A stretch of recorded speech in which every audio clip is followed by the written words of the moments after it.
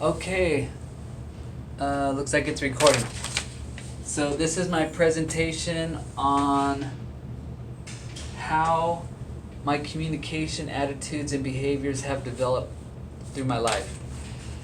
Well, one way is, I think culturally as a male, and especially how I was raised, I was told that, it's a sign of weakness to talk about your feelings or to show any emotion is pretty much a sign of weakness. And so, that's kind of imprinted on me through growing up as a teenager and as an adult, just to never talk about my feelings or never talk about my emotions.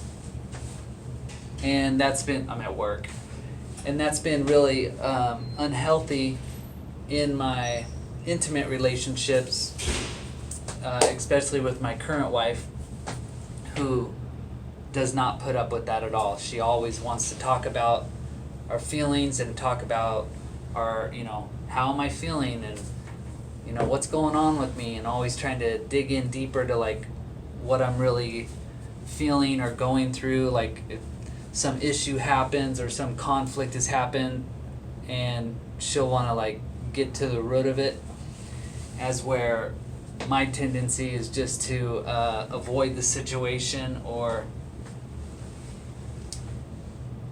talk as little about it as possible, and not give up too much information, because that was culturally too, growing up. You don't want to give away too much information because somebody could potentially use that information against you.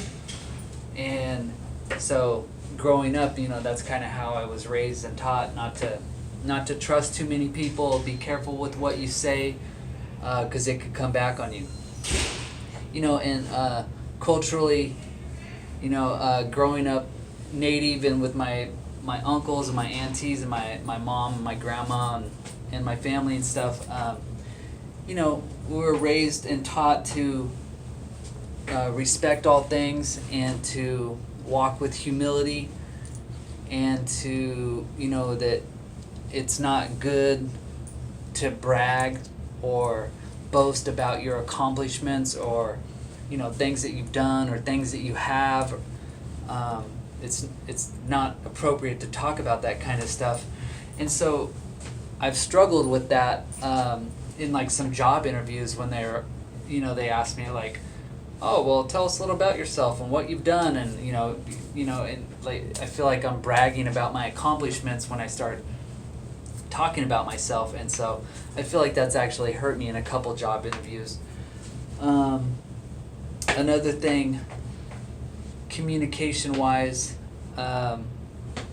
culturally, we're taught to really listen more than we talk, and to really think about what we're gonna say before we say it,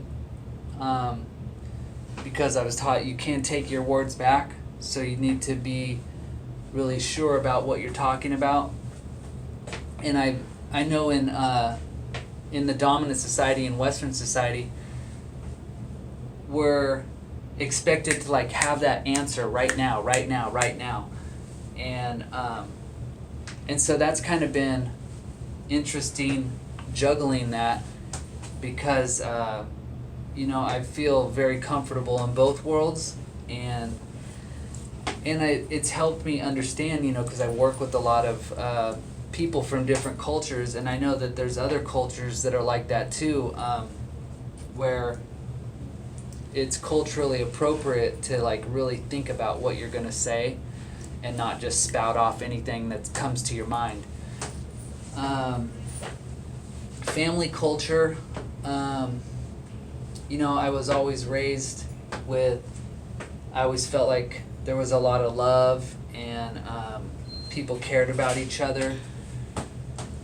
and had respect for each other. And so there was that side of it, but I also had this other side that was like this addiction side of my family, where there was a lot of alcoholism and there was a lot of addiction. It was very, it was like our family culture to like drink and do drugs and to party and to stay out all night or stay gone for a couple days. That was just like very common business. And so it's interesting how those carry down into the future, into the generations, because that's how I was raised, and that's how my parents were raised, and that's how their parents were raised, and eventually that's how I raised my kids. Even though it was a very loving and caring environment, there was still this other side that was like totally built in chaos. And so we learn to function well in chaos. Let's see. Some improvements that I've made over this last 5 weeks, I would say definitely I'm working on being more present in the way I communicate and the way I listen to my wife. And I'm improving on talking about my feelings and my emotions and not withholding information. That was one of the things on my my pre-test that I improved on, was not withholding information. Because just the other night, like my wife's always trying to get me to just talk to her about what's going on in my life, regardless of what it is. She just wants to know what's going on. And normally this is something that I wouldn't have told her because, I don't know, I just feel like it's kind of insignificant or it doesn't really matter, it doesn't concern her or whatever. But I just took a healthy risk and shared with her like this little kitty cat argument that I got into with my oldest daughter about the coronavirus or whatever, about how, because I was out playing softball with my friends and my daughter was basically yelling at me for endangering everybody. But whatever. We weren't endangering anybody. We were just playing softball. We're not holding hands when we play softball. And so, anyway, I was just sharing that with my wife, and she was like really happy that I shared that with her. So that was cool. So that's a huge improvement, because normally I just would have not said anything about it. But I'm really glad I did.